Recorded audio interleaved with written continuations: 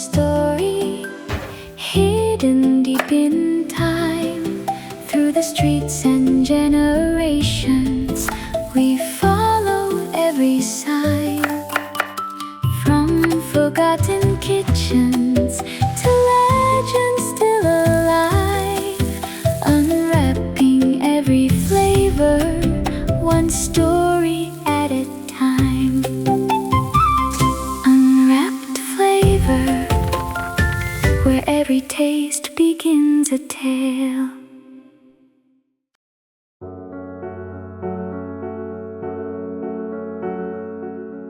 Di sudut kota Surabaya, ada ruang yang hampir tak pernah berhenti menyala. Tanpa banyak suara, tanpa banyak kata, hanya tangan-tangan yang terus bekerja.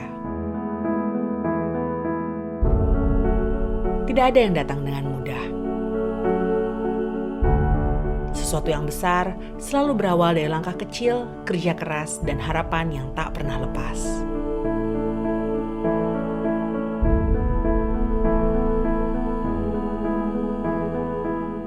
Dari generasi ke generasi, dari tangan yang satu ke tangan berikutnya, hingga tetap hidup sampai hari ini.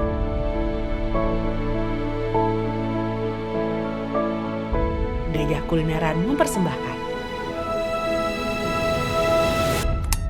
Unwrapped Flavor, membuka rasa, mengungkap cerita.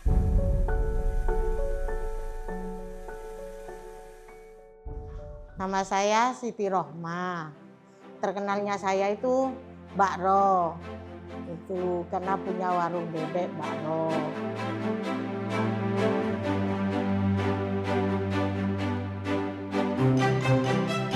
Lagu apa, Jang? Wah, repot digoreng sumpah ya. Asal mulanya kan jualan jagung Ibu sama Bapak itu. Ya, berhubung kelihatan Bapak itu kerjanya agak risiko gitu karena truk yang dikejar, truk lagi jalan dikejar biar dapat jagung. Akhirnya Ibu itu mikir takut ada apa-apa sama Bapak, terus Ibu itu punya pikiran mau pindah usaha gitu.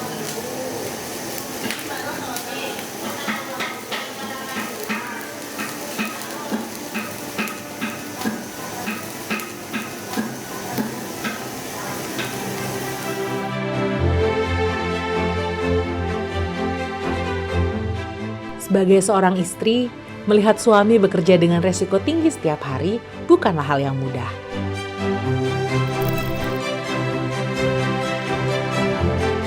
Dari rasa cemas yang tak pernah reda, lahirlah keberanian untuk mencoba jalan yang berbeda.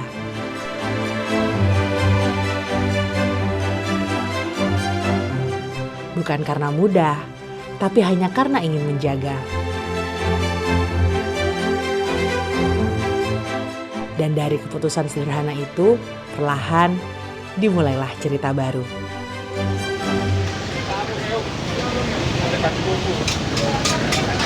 Pertama buka itu di Tenggilis, itu paling motong kalau nggak salah itu 3 gitu, tapi nggak laku, walaupun sampai 1 minggu nggak laku-laku. Akhirnya dimakan sendiri bebek itu, ganti yang fresh lagi. Kok gini toh, kok nggak ada kemajuan. Ibu akhirnya nembung Mbak Sur itu. Mbak Sur itu jual bakso. Dijual, dibeli sama ibu itu 300.000. Akhirnya ibu rombong yang dari Trenggilis itu Mbak didorong ke sini sama paman jam 12 malam. Nah mulai dari situ ibu mulai terkenal dari Rumah Sakit Darmo. Dulu dibilangin bebek kesasar karena bukanya siang. Dulu nggak ada bebek buka siang kan, buka malam. Dari 25 terus meningkat sampai 50 ekor gitu.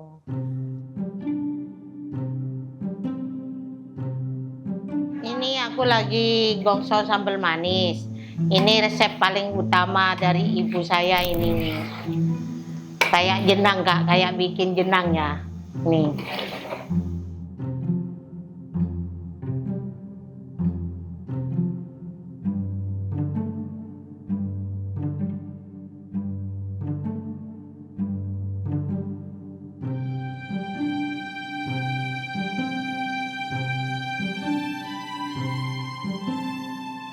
bertahun-tahun jalan, ada rumah yang dibeli orang, di belakangnya warung, itu dibuat kantor notaris. Akhirnya ibu disuruh pindah, dikasih persangon 500. Orang dulu kan nggak butuh uangnya, mau butuh tempatnya. Niatnya itu carikan tempat, aku baru mau pindah. Jangan dikasih uang 500, nggak ada mau. Terus diundangin aparat yang baju hitam-hitam itu, langsung ditodongin semua. Ibu nangis-nangis, Top minta tolong Pak ya, maaf ini nasi udah mateng Pak, ikan udah mateng. Nanti kalau sudah terjual nanti aku tutup Pak, dibongkar gak apa-apa gitu. Ya akhirnya nganggur lagi. Ya aku diajak jual sama bapak. Sekitaran 2 minggu diajarin nutup warung sama bapak. Hebatnya aku, kata ibu itu, karena cuma jualan berapa minggu udah bisa nutup warung, nata warung gitu. Mungkin Ibu itu bangga sama warisan kamu, mungkin ya Kak, pelajaran dari bapak mungkin biar bisa mandiri mungkin ya. Saya sama suami jualan itu sepi Kak, semenjak bapak. Makan sini 2, paha. Dulu Kasih yang aja. kontrak lewat sini ya, Mak. Iya. Sekarang udah depan. Akhirnya motong 15, 13 gitu, ayam 10 itu ada sisanya terus. Terus di depannya sebelah warung itu ada yang jual bakso Kak. Jadi nih kok rame, jadinya kita kan kepingin laku, tanya sama dia, aku bilang gini, Wih kamu kok jualannya kok laku banget, kok rame. Ayo Pak Wi, aku ajak kemana gitu biar aku ikut makan, kasihan anakku 4, aku gini Kak. Akhirnya sama Wi itu diajak ke daerah sebelah gitu. Ya ternyata itu Kak, ujian di perjalanan itu ada aja Kak, mana ban yang meletus, terus ada tilangan gitu. Terus kita itu capek Kak, akhirnya mampir di sebuah warung. Terus sama bapak yang punya warung itu ditanyain, mau kemana? Mau ke kampung sebelah ini Pak, mau ke kiai ini gitu. Terus, oh kenapa mau ke sana? Itu Pak, kepingin cari pelancaran dagangan gitu Pak gitu. Terus bapaknya itu cerita, di sebelah ini loh ada gitu, laku 1 piring gitu, 1 mangkok, uangnya dapat 1 kotak. Aduh aku gini kaget aku Kak, kaget.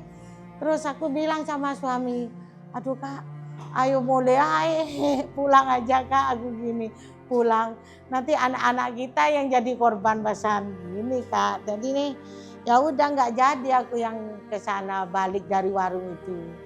Mungkin ini udah rencananya Tuhan biar kita nggak ngelakuin kayak gitu mungkin ya Kak ya.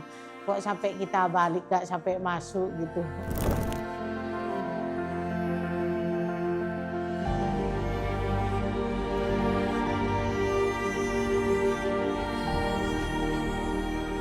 Alhamdulillah karena ada YouTuber datang ke warung review makananku sampai rame, viral gitu. Ternyata itu nggak perlu pesugihan sih, nggak perlu mana-mana. Perlu viral aja kita rame. Bila ada YouTuber datang, itu harus siap, bebek harus siap itu tempur gitu. Suka dukanya dulu itu yang nggak laku, Pak. Kadang ya nungguin pembeli itu lama gitu Pak. Sampai ketiduran kadang gitu.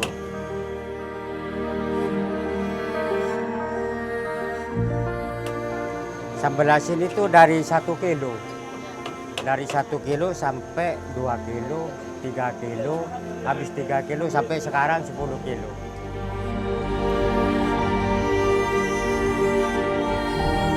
Sambal bawang kata orang Jawa, kalau bagiku sambal jecapi lah, khas Madura jecapi ya. langsung fresh ini Kak. Kalau dari warung udah minta, sambal asin baru kita giling biar fresh, biar seger. Kalau sambal manis kita gongso dari sore. Karena sambal asin ini aku ada lebih kemajuan lebih banyak lah.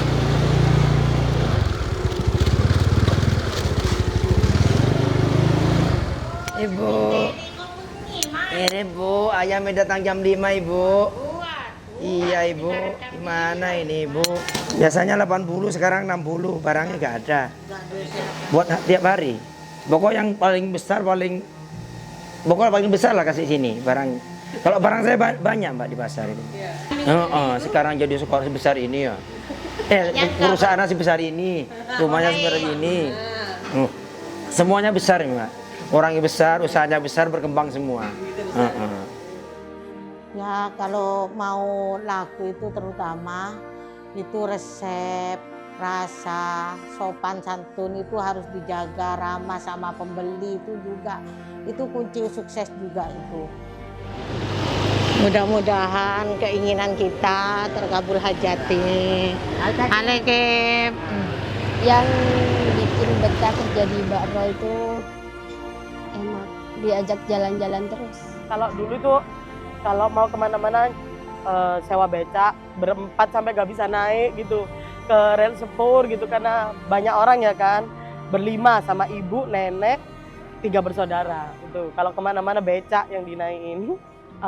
Kalau ibu itu satu kata aja ya, pekerja keras banget.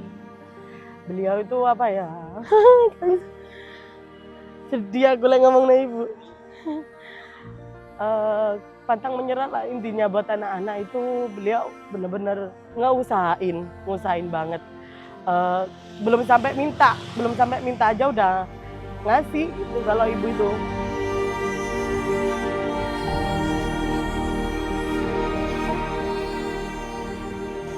Perhatian Mbak Ron. Ya namanya manusia Pak. Kalau bicara itu ya keras gitu Mbak, tapi sayang gitu ya. Terima kasih banyak karena kayak wis nganggep sebagai kayak anak sendiri gitu loh. Kadang aku perlu apa-apa gitu bisa Bu Ro bantu saya. Kalau kata ibu mah cari aja ibu yang kayak Mbak Ro gitu. Nggak ada. Loh.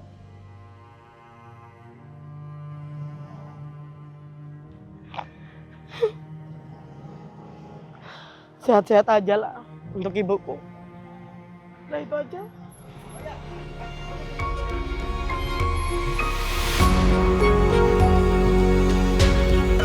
Perjalanan ini tidak selalu berjalan dengan tenang.